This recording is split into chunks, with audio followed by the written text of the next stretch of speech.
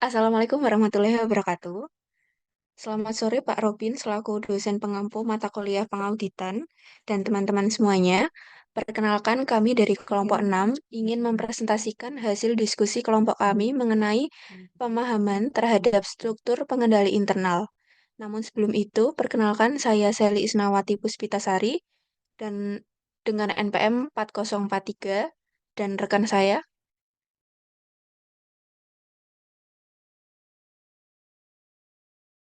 Saya Akmal Bali Aditya dengan NPM 4193. Saya Amrita Nurvitasari dengan MPM 4156.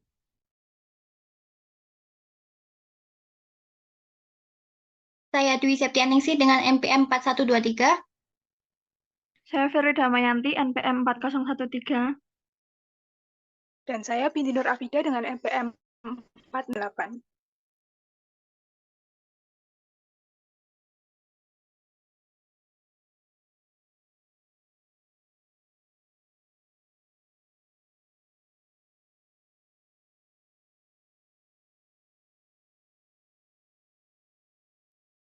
Nah, untuk yang pertama itu ada definisi. Struktur pengendali internal SPI merupakan rangkaian proses yang dijalankan entitas, yang mana proses tersebut mencakup berbagai kebijakan dan prosedur sistematis, bervariasi, dan memiliki tujuan utama. Nah, yang pertama itu ada menjaga keandalan pelaporan keuangan entitas, yang kedua ada menjaga efektivitas dan efisiensi operasi yang dijalankan, yang ketiga ada menjaga hukum dan peraturan yang berlaku.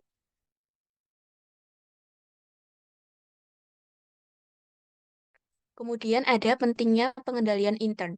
Yang pertama itu ada lingkup dan ukuran entitas bisnis semakin kompleks. Kemudian ada pemeriksaan dan penelaahan bawahan dalam sistem yang baik, memberikan perlindungan terhadap kelemahan manusia dan mengurangi kemungkinan kekeliruan dan ketidakberesan yang terjadi.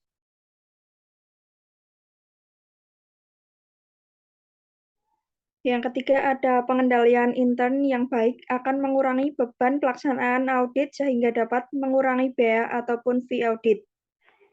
Struktur pengendalian intern memberikan kepastian bahwa penggelapan laporan keuangan dapat dicegah atau dideteksi lebih dini.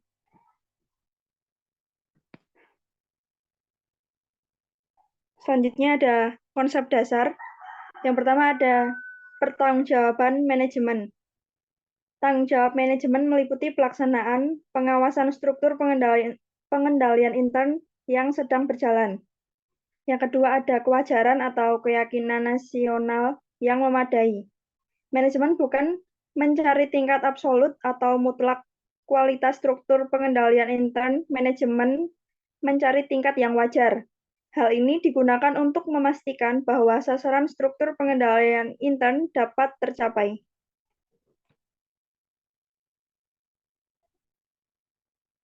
Selanjutnya yang ketiga ada keterbatasan bawaan. Itu dibagi menjadi dua. Yang pertama, faktor manusia yang melaksanakan fungsi prosedur pengendalian. Kemudian yang kedua, pengendalian tidak dapat mengarah pada seluruh transaksi. Selanjutnya, metode pengolahan data. Konsep pengendalian yang dibicarakan dalam bab ini dapat diterapkan baik untuk sistem pengolahan data manual maupun terkomputerisasi atau EDP. Sedangkan sistem EDP banyak digunakan dalam bisnis, pemanufakturan internasional, dan perusahaan multinasional dan atau pengglobal. Pengendalian tidak bersifat statis.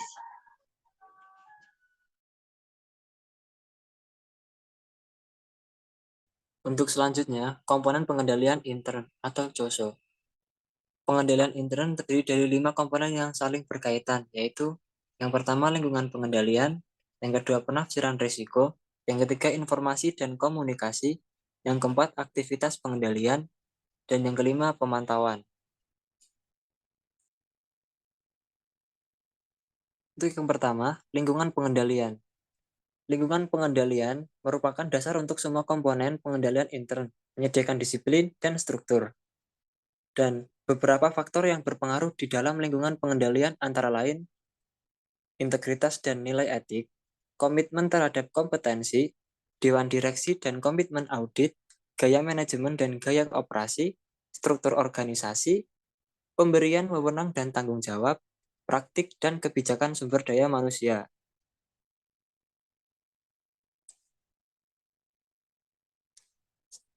Berikut merupakan gambar hubungan lingkungan pengendalian dengan komponen yang lain. Dari gambar tersebut, lingkungan pengendalian menjadi payung dari 4 komponen yang lain. Karena tanpa lingkungan pengendalian yang efektif, keempat komponen lainnya tidak akan menghasilkan pengendalian intern yang efektif.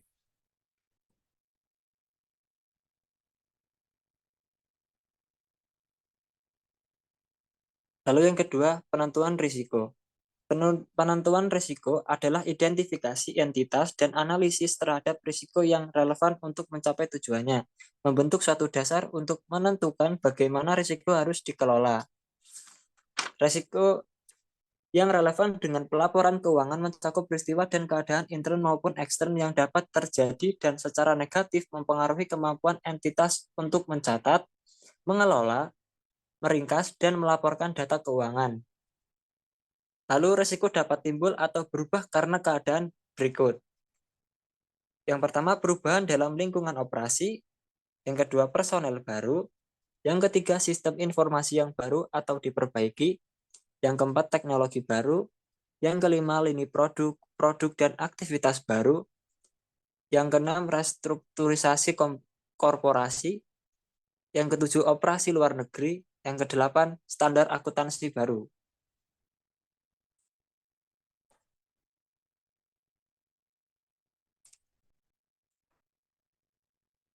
Yang ketiga adalah informasi dan komunikasi. Informasi dan komunikasi merupakan pengidentifikasian, penangkapan, dan pertukaran informasi dalam suatu bentuk dan waktu yang memungkinkan orang melaksanakan tanggung jawab mereka. Nah, auditor ini harus memperoleh pengetahuan tentang sistem informasi yang relevan dengan pelaporan keuangan untuk memahami, yang pertama itu memahami golongan transaksi yang signifikan bagi laporan keuangan. Yang kedua itu bagaimana transaksi tersebut dimulai. Yang ketiga, catatan akuntansi, informasi pendukung, dan akun tertentu dalam laporan keuangan yang tercakup dalam pengolahan dan pelaporan transaksi. Lalu yang terakhir adalah pengolahan akuntansi yang dicakup sejak saat transaksi dimulai sampai dengan dimasukkan ke dalam laporan keuangan.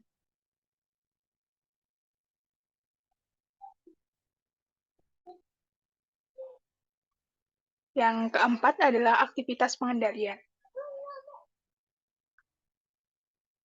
Aktivitas pengendalian yang relevan dengan audit dapat digolongkan sebagai kebijakan dan prosedur yang berkaitan dengan yang pertama itu ada review terhadap kinerja, yang kedua ada pengolahan informasi, yang ketiga ada pengendalian fisik, dan yang terakhir adalah pemisahan tugas.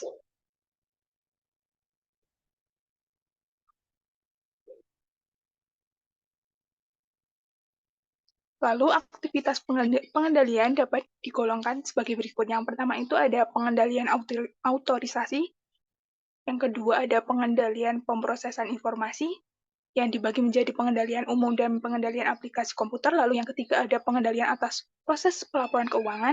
4 ada pengendalian aplikasi. Yang kelima ada pemisahan tugas. Keenam ada pengendalian fisik. Dan yang ketujuh ada telaah kinerja. Untuk pengendalian autorisasi sendiri merupakan tujuan utama dari prosedur autorisasi ini adalah setiap transaksi diautorisasi oleh manajemen dalam lingkup kewenangannya. Lalu untuk pengendalian pemrosesan informasi itu dibagi menjadi dua, yaitu pengendalian umum dan komputer. Pengendalian umum itu merupakan digunakan untuk mengontrol pengembangan program, perubahan program, operasi komputer, dan mengamankan akses program dan data. Lalu 5 tipe pengendalian umum itu yang pertama ada pengendalian organisasi dan operasi ditunjukkan pada pemisahan tugas dalam Departemen TI dan di antara TI dan pengguna departemen. Yang kedua adalah pengendalian sistem pengembangan dan dokumentasi berhubungan dengan review menguji dan mengizinkan perubahan sistem baru dalam program dan mengendalikan dokumen. Lalu yang ketiga ada pengendalian hardware dan sistem software, merupakan faktor yang penting dalam memberikan kontribusi yang tinggi terhadap reliabilitas TI saat ini. Yang keempat ada pengendalian akses didesain untuk mencegah penggunaan peralatan TI, data, dan program komputer yang tidak diautorisasi. Lalu yang terakhir adalah pengendalian prosedural dan data, menyediakan kerangka kerja untuk mengontrol operasi komputer harian dan meminimalisir kesalahan pemrosesan. Untuk penjelasan selanjutnya akan dijelaskan oleh rekan saya.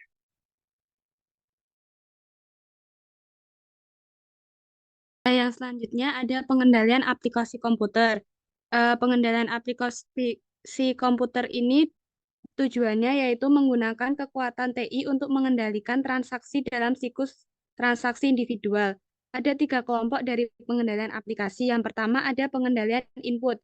Pengendalian input ini adalah pengendalian program yang didesain untuk mendeteksi dan melaporkan kesalahan dalam data yang menjadi input untuk pemrosesan. Pengendalian yang spesifik termasuk yang pertama pengendalian verifikasi, yang meliputi penguncian ulang semua atau sebagian data yang diperlukan telah dilengkapi dan tidak terdapat bagian yang kosong. Yang kedua ada pengecekan karakter yang valid untuk menentukan bahwa hanya karakter alfabet, numerik, atau karakter khusus lainnya yang muncul seperti yang disyaratkan oleh bidang data. Jadi di pengecekan karakter yang valid ini ada beberapa bagian. Yang pertama, pengujian kelayakan batasan untuk menentukan apakah hanya data dalam batasan yang telah ditentukan sebelumnya yang dimaksudkan. Yang kedua, pengecekan tanda yang valid untuk menentukan tanda dari data jika memungkinkan adalah benar. Yang ketiga, ada pengujian kode yang valid untuk menyesuaikan klasifikasi atau kode transaksi dengan daftar utama dari kode yang diizinkan untuk jenis transaksi yang diproses. Yang terakhir ada digit pengecekan untuk menentukan bahwa suatu akun karyawan atau nomor identifikasi yang lain telah secara benar dimasukkan dengan mengaplikasikan suatu operasi aritmatika tertentu ke dalam nomor identifikasi dan membandingkan hasilnya dengan digit pengecekan. Pengendalian yang kedua ada pengendalian pemrosesan. Pengendalian pemrosesan ini dirancang untuk menyediakan keyakinan yang memadai bahwa pemrosesan komputer telah dilaksanakan seperti yang ditujukan untuk aplikasi tertentu. Pengendalian ini mempunyai banyak bentuk, tapi yang paling umum adalah pengendalian terprogram yang disatukan dengan perangkat lunak individual. Antara lain, yang pertama ada total pengendalian. Untuk mengakumulasikan total pengendalian ditulis dalam program komputer untuk memfasilitasi keseimbangan total masukan dengan total pemrosesan untuk setiap peran. Yang kedua ada label pengidentifikasi file yang terdiri dari yang pertama label eksternal secara fisik melekat pada pita magnetik atau disket yang memungkinkan untuk pengidentifikasian visual dari suatu file.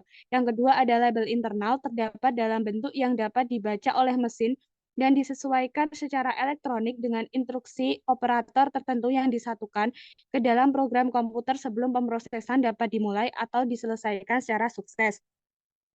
Nah, selanjutnya ada pengecekan batasan dan kelayakan sama dengan editing komputer, yang kemudian ada laporan sebelum dan sesudah menunjukkan suatu ikhtisar dari isi file utama setiap sebelum dan sesudah pembaharuan. Yang selanjutnya pengujian urutan transaksi yang memiliki catatan atau nomor identifikasi seharusnya diproses dalam urutan tertentu. Yang terakhir ada proses penelusuran data. Untuk mengevaluasi perubahan dalam item data penting, penelusuran data dapat meliputi isi sebelum dan sesudah pemrosesan. Next.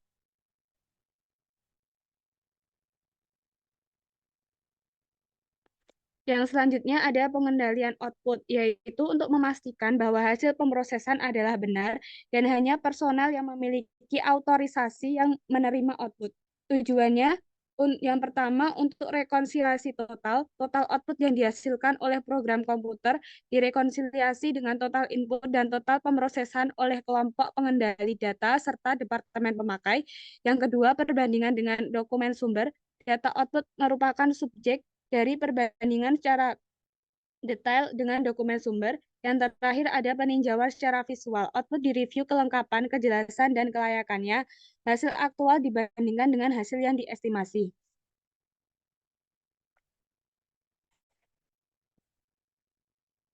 Oke, selanjutnya ada pengendalian atas proses pelaporan keuangan.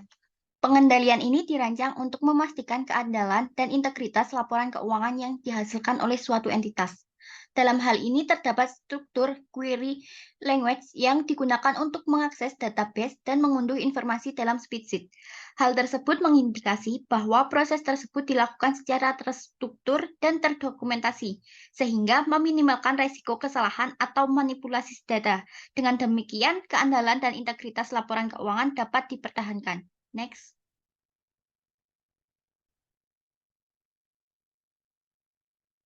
Selanjutnya ada pengendalian aplikasi. Pengendalian yang spesifik terhadap aplikasi perangkat lunak yang digunakan untuk pemrosesan tipe-tipe transaksi baik di lingkungan komputer maupun manual. Hal tersebut dapat diklarifikasikan sebagai berikut. Yang pertama yaitu autorisasi yang tepat. Ini berarti bahwa setiap aksi atau transaksi harus memiliki autorisasi yang sesuai sebelum dilakukan. Misalnya, hanya pengguna yang berwenang yang diizinkan untuk melakukan transaksi tertentu, dan izin tersebut harus diatur dengan tepat dalam sistem. Yang kedua, pencatatan dan dokumentasi. Ini mencakup proses pencatatan dan dokumentasi setiap transaksi yang terjadi. Setiap transaksi harus direkam secara akurat dan lengkap, termasuk detail seperti waktu, tanggal, dan pihak yang terlibat. Yang ketiga, ada pemeriksaan independen. Ini melibatkan pemeriksaan independen terhadap transaksi yang dilakukan, baik secara manual maupun penggunaan alat perangkat lunak. Pemeriksaan ini dapat dilakukan oleh pihak eksternal maupun internal, dengan tujuan untuk memverifikasi keakuratan dan keadaan proses transaksi, serta untuk mendeteksi dan mencegah kecurangan atau kesalahan. Next. Selanjutnya ada pemisahan tugas. Pemisahan tugas merupakan pemisahan tanggung jawab dalam suatu proses sehingga tidak ada satu individu yang memiliki kendala penuh atas suatu proses. Hal ini bertujuan untuk mengurangi kesempatan seseorang untuk berbuat kesalahan atau kecurangan. Pemisahan tugas sendiri yang baik itu meliputi yang pertama, autorisasi transaksi. Autorisasi transaksi berarti bahwa tidak hanya satu individu yang memiliki wewenang penuh untuk mengotorisasi atau menyetujui suatu transaksi. Sebaliknya, tugas tersebut harus dibagi di antara beberapa orang yang berbeda dengan tujuan untuk memastikan bahwa keputusan yang dibuat telah melalui proses otorisasi yang tepat dan tidak terjadi penyalahgunaan kekuasaan. Yang kedua, memelihara aktivitas. Hal ini mengacu pada pemisahan tanggung jawab antara orang-orang yang bertanggung jawab atas penggunaan, pengelolaan, dan pengawasan aset perusahaan. Yang ketiga, memelihara akuntabilitas dalam catatan akuntansi. Hal ini merupakan tanggung jawab untuk mencatat dan mengelola catatan akuntansi perusahaan dibagi di antara beberapa individu.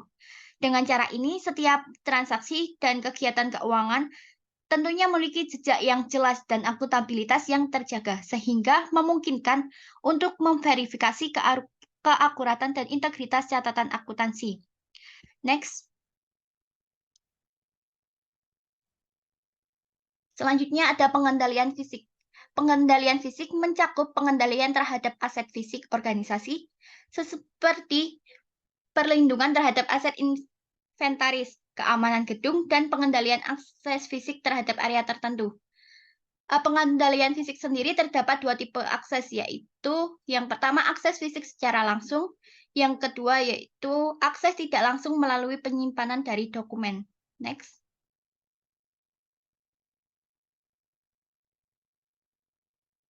Kemudian ada telaah kinerja. Telaah kinerja ini merupakan evaluasi secara berkala terhadap efektivitas dan efisiensi dari sistem pengendalian internal yang ada, serta diidentifikasi area-area mana yang perlu diperbaiki. Next. Selanjutnya, yang terakhir yaitu komponen terakhir dari pengendalian intern, yaitu pemantauan. Pemantauan merupakan proses yang menentukan kualitas kinerja pengendalian intern sepanjang waktu. Proses ini melibatkan penilaian terhadap desain dan operasi pengendalian serta pengambilan tindakan koreksi yang tepat.